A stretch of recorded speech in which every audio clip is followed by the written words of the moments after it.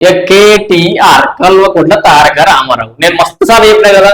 ఈయన కనుక మళ్ళీ ఎలక్షన్ల దాకా తెలంగాణలో తిరిగితే కనుక మీరు ఆయనకి ఇట్లే మైకిస్తే కనుక బీఆర్ఎస్ అధికారులకు ఇప్పుడు కలనేగా, అంటే కనీసం 10-15 సీట్లు సంపాదించడం కూడా కష్టమే. ఆయన జల్లి అమెరికాకు పంపించాలని చెప్పిన, ఎందుకంటే ప్రతిసారి నేను చెప్పిన మాటలు ప్రూవ్ చేస్తూనే ఉన్నాడు. ఈయన ఏడబడతాడు నోరుదారుడు.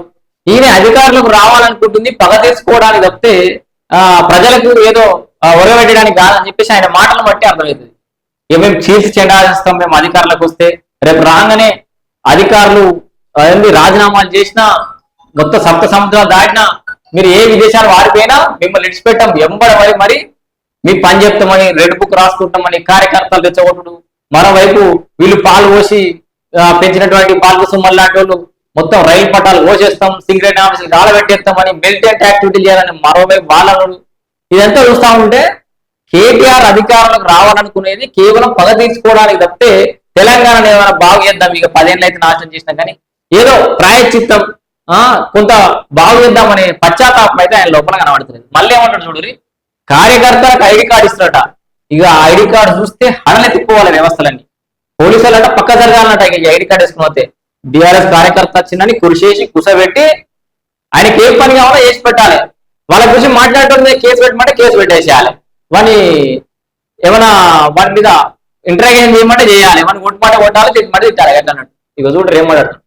మన గవర్నమెంట్ ఏ ఆఫీసర్ అయినా పోలీసులు అయినా సల్యూట్ కొట్టి పని చేయాలి. కేసీఆర్ మనసు వచ్చింది రాబాయ్ అని చెప్పి మీకు గౌరవం ఇచ్చి పని చేసే పరిస్థితి మంచిగా జాగ్రత్తగా ఇల్లు తిరిగి డోర్ తిరిగి ఎంత మెంబర్షిప్ మీరు జాగ్రత్తగా చేసుకుంటే ఎంత కమిటీలు చూసినావా, ఎంతసేపు రాజకీయాలు సభ్యత్వాలు ఇవి తప్పితే వేరే రాజకీయం లేకుండా అయిపోయింది కేటీఆర్ కు.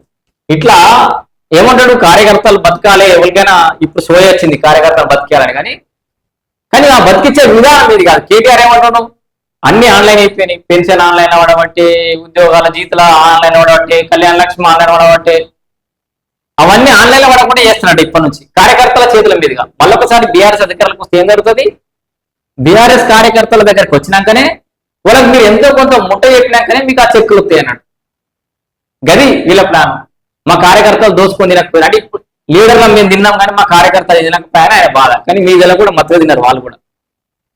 సో కేటీఆర్ ఏమంటుండో మళ్ళా అధికారులకు వచ్చేది వాళ్ళ కార్యకర్తలకు దోచిపెట్టడానికి, వాళ్ళని చూస్తే పోలీసులు భయపడడానికి, అరాచకాలు చేయడానికి తప్పితే రాజకీయాలు చేయడానికి తప్పితే జనాలకు మంచి చేద్దామనే ఉద్దేశం అయితే ఈ మాటల్లో కనబడుతుందా మీరే చెప్పుర్రి. ఆయనే చెప్పాడు ఉద్యమకారులను మోసం చేసినామని, కార్యకర్తలను పాల్పరచుకోవాలని, కొన్ని తప్పులు చేసిన మాట వాస్తవమేనని అన్ని ఆయన ఎప్పుడు వస్తుంది కదా. ఇది కేటీఆర్ యొక్క పరిస్థితి.